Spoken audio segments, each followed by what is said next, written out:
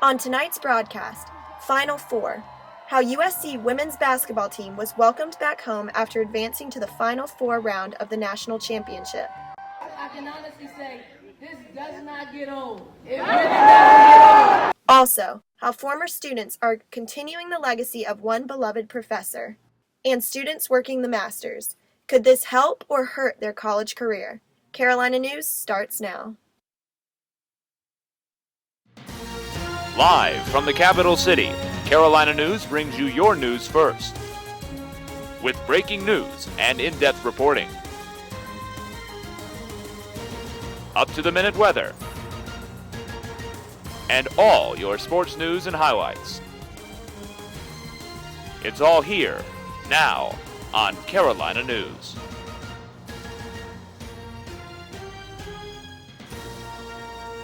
Hello and welcome to Carolina News. I'm Alyssa Lang. Good afternoon. Thanks for joining us. I'm Sarah Wilder. The Gamecock women's basketball team were victorious as they beat the Florida State Seminoles to advance to the Final Four. They returned to Columbia with fans awaiting them in front of the Colonial Life Arena yesterday. Our very own Jamal Simmons was there to see how it went down.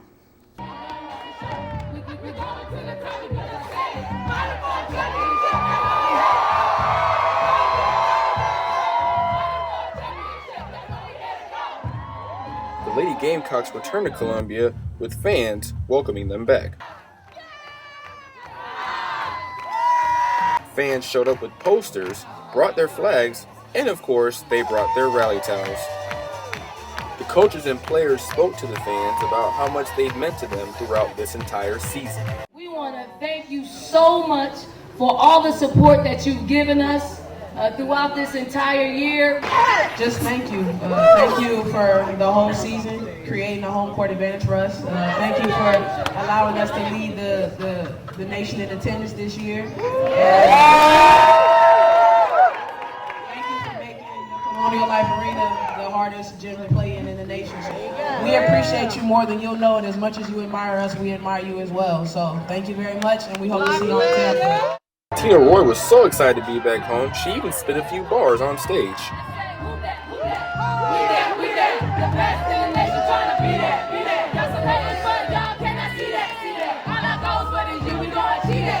And the fans couldn't be more happier for the Gamecocks. It's awesome. So it feels really good for them. I'm proud of them. So really happy for Dawn and the whole team. It feels great. Not a vote. Good fans, down hard fans, they got real supporters. We're going all the way. We're going all the way. That's what it is. We could not be prouder. Fans have said they will try their best to make sure they go to Tampa to cheer loud and proud for the Lady Gamecocks. Jamal Simmons, Carolina News. While hundreds gathered to welcome home the Gamecocks yesterday evening, thousands have been packing Colonial Life Arena all season to watch and support the women's basketball team. Ryan Toland has more on why this team is so loved within the community. They've drawn the largest crowd in Division I women's basketball this season.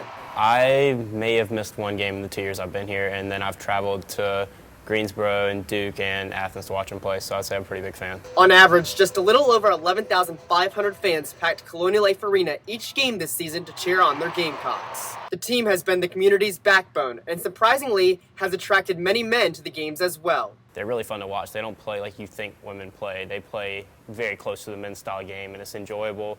The atmosphere is great, and they win. And other women's sports at USC have been with the team for every step of the way. Dawn Staley actually got this sweatshirt for the softball team, so we're very supportive of them. We try to make it to as many games as possible and support them with that. The women's soccer team traveled to Greensboro yesterday afternoon to support the team.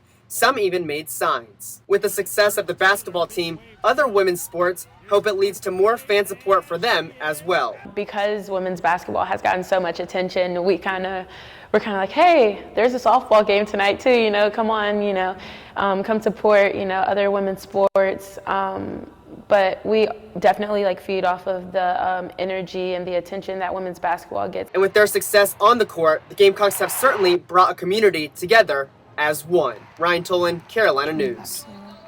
If you plan on traveling to Tampa to support the Gamecocks as they compete against Notre Dame for the national semifinal game on April 5th, you may be wondering how to get tickets.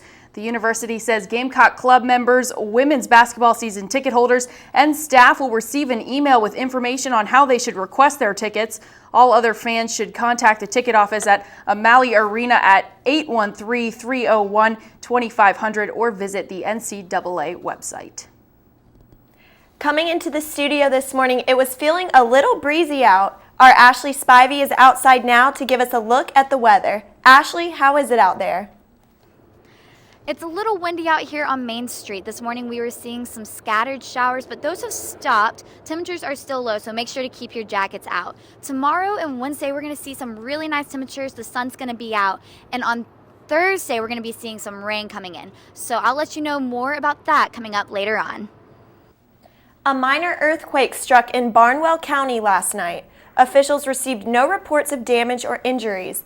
The U.S. Geological Survey reports the quake hit around 2:20 a.m. Monday, about 4 miles west of Blackville, about 27 miles southeast of Aiken. The quake was very near the surface and had a magnitude of 2.3.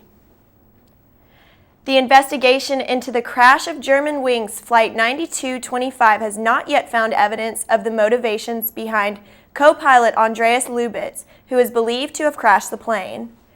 Before becoming a pilot, Lubitz was suicidal and went through psychotherapy, but Dusseldorf prosecutor spokesman Christoph Kumpa said today that so far evidence shows no physical medical illness.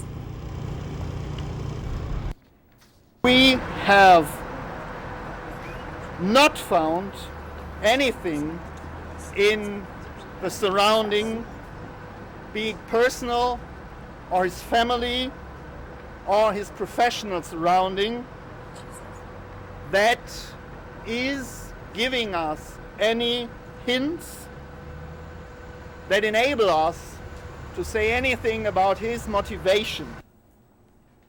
The sounds recorded on one of the black boxes recovered from the flight firms up a theory that the co-pilot locked the captain out of the cockpit and then crashed the plane. 19-year-old Jeremiah Amir Pugh was arrested on Interstate 95 South by Maryland Transportation Authority in Baltimore.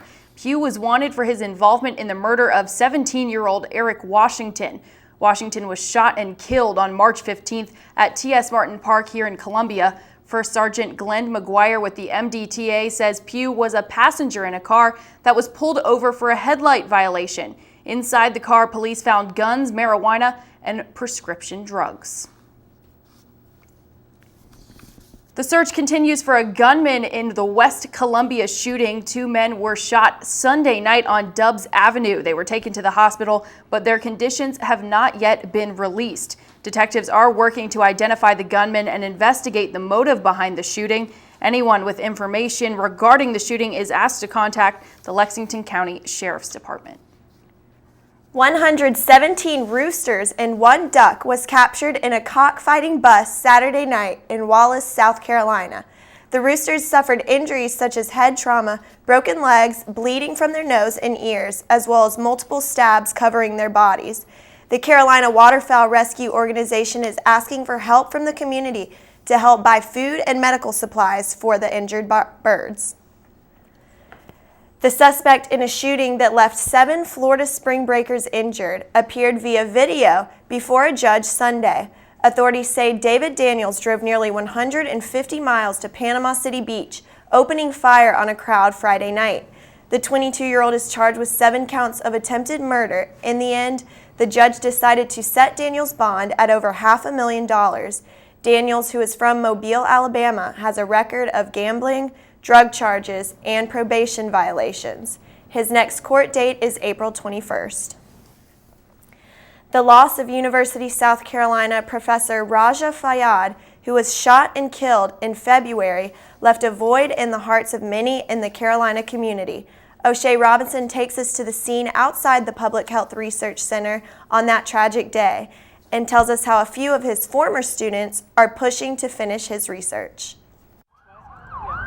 This was the scene at the Public Health Research Center on February 5th when University of South Carolina professor Raja Fayyad was shot and killed by his ex-wife.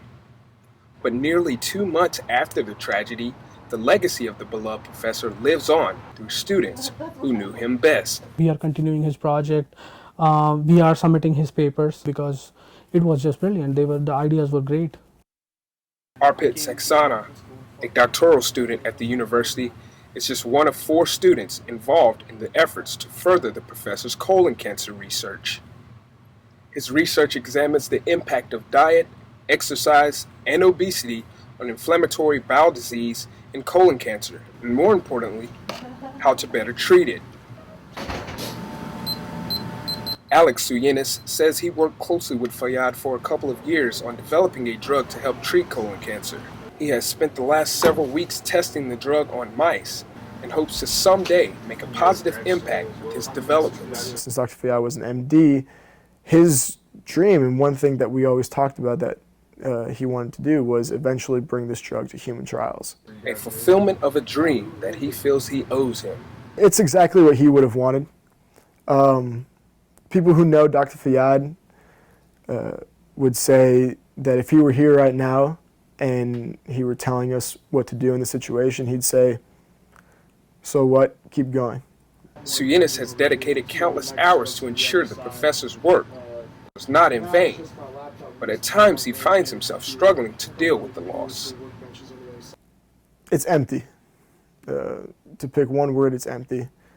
Dr. Fayyad was someone who he was always running around trying to help someone or busy with something, as we all were. And you could always see him. And it really is just a gap in our family. He says there is no timetable for when his development of the drug will be complete, but believes he will finish what his close mentor started. O'Shea Robinson, Carolina News.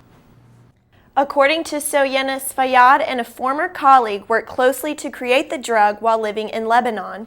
Due to the lack of resources in Lebanon, the drug was sent to America several years ago after Fayyad began his career as a professional in the U.S. Well, coming up after the break, is working the Masters and gaining work experience worth